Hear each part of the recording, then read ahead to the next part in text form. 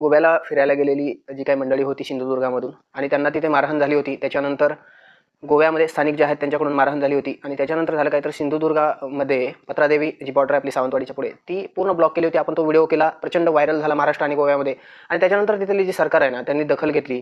Doctor Pramod Sawant आहेत ना तिथले जे मुख्यमंत्री आहेत, त्यांनी त्यांचे जे आमदार आहेत जीत आरोलकर म्हणून, आणि त्या आमदारामार्फत तो प्रश्न मिटवला, पत्रादेवी परत चालू केली. आता विषय असा आहे ना की ही कार्यकर्ते सिंधुदुर्गामधले होते आणि युवासेना जी आहे ती सिंधुदुर्गामध्ये बंद केलं त्यांनी.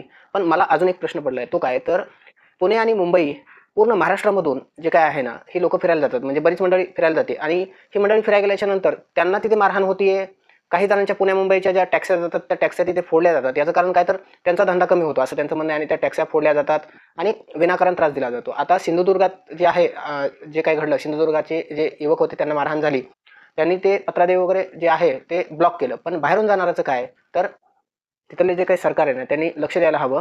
बाहेरून जी काही मंडळी फिरायला जाते तिथे त्यांना प्रोटेक्शन देणं गरजेचं आहे. कारण पोलिसांना फोन केला तर पोलिस देखील टायमिंगवर येत नाहीत. त्यावर वेगळा जे आहे तो कायदा बनवावा, जेणेकरून येणाऱ्या काळामध्ये परत अशा घटना घडणार नाही आहेत. आणि आमच्या ज्या काही टॅक्स्या तुमच्या गोव्यामध्ये येतात ना, टॅक्स्या येतात त्याचबरोबर काही कार देखील फिरायला येतात ना, तर आमचा नंबर बघून तुम्ही आमच्यावर अन्याय करू नका, जेणेकरून येणाऱ्या काळामध्ये तुमच्या गोव्याला आता माणसं फिरायला येतात, पुढच्या काळामध्ये येणार नाही आहेत. तुम्हाला याबद्दल काय वाटतं? तुमच्या प्रतिक्रिया आम्हाला नक्की द्या. खरंच गोव्याला परत फिरायला जायला हवं का?